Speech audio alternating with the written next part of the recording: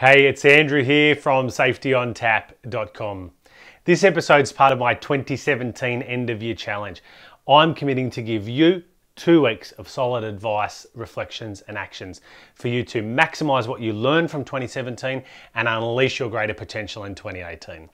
I'm sharing 1 episode every single business day for the 2 weeks leading up to Christmas. I'm calling it the 10 days of Christmas, so check out the other episodes 55 through 65. This is no particular order to these ones. One on its own will be great, but listening to more will give you much greater value. And if you're listening to it at any other time of the year, don't worry. The best time for you to take action on this is always right now. In today's episode, I want you to have a look up and out to be more effective. Head over to safetyontap.com/EP058 to download the free transcript of this episode plus a worksheet to help you take action. The other day, someone described health and safety professionals as cardigan-wearing pipe smokers. And by pipe, I assume an old-style tobacco pipe, not the other kind. And I've lost count of the number of people who avoid telling others in social situations that they work in health and safety. The irony is that many of us will identify with these situations, that others don't see us in the most positive light. And yet, oftentimes, we continue almost blissfully doing the same health and safety stuff that we were taught at university, the same stuff that our boss did, and the same stuff that we've always done. And we're quietly proud of the purpose our work has, the high morality of such important stuff, and we continue the way we always have inside the echo chamber of our own awesomeness. Until we have to go to a barbecue, that is. And that's when the reality of that outside perspective really kicks in. When you look up and out from your comfortable default thinking and default practice, you'll see that there's an astonishing array of ideas and perspectives that can help you achieve health and safety as an outcome, rather than the default things like audits and training and systems on their own, the sorts of things we obsess over. And I believe that to future-proof our career and our relevance to business and supporting health and safety outcomes, we need to look up and out for a broader worldview, develop different skills and try new practices. In the past year, I've really intentionally looked up and outside traditional health and safety to find and experiment with different ideas and practices. And here's a couple of examples. Human-centered design is one. This is sort of a loosely described kind of approach or methodology to designing solutions to things. And it's been made popular by organisations like IDEO.org, who use human-centered design for poverty-related challenges.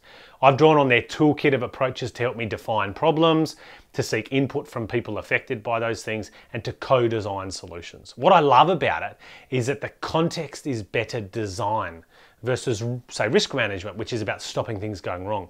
It really changes the way people think about problems and solutions and the way that we can engage everyone affected.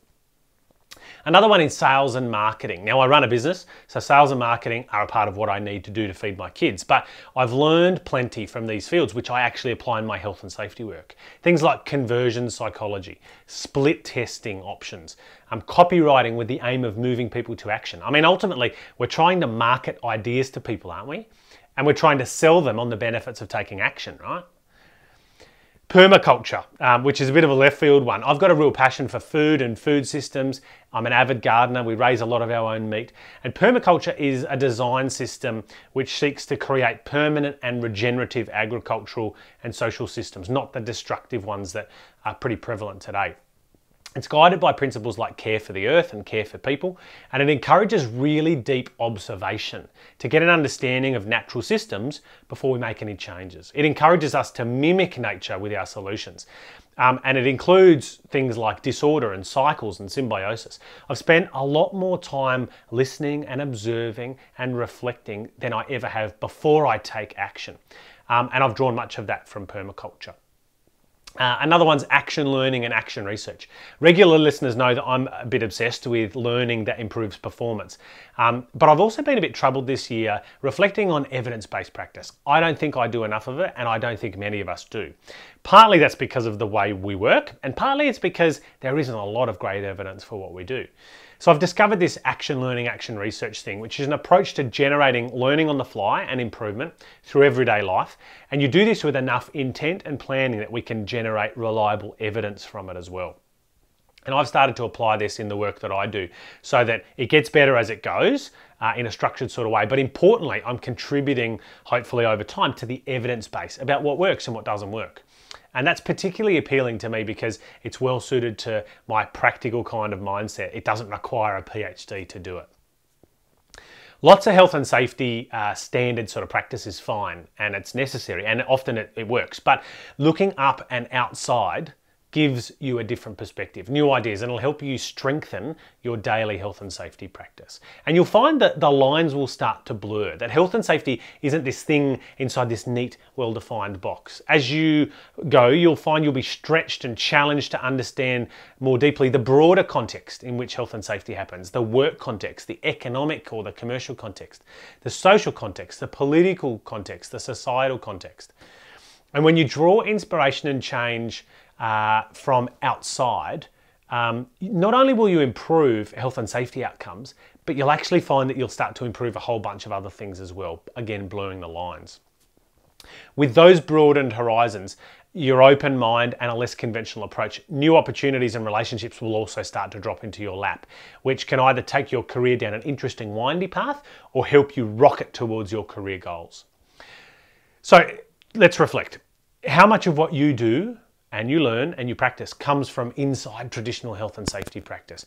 What kinds of things outside of that have caught your attention?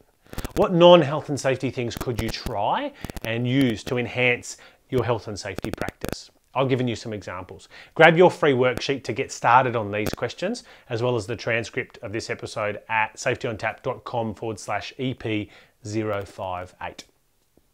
I guarantee you that looking up and out will help you take positive, effective and rewarding action to grow yourself and drastically improve health and safety along the way. See ya.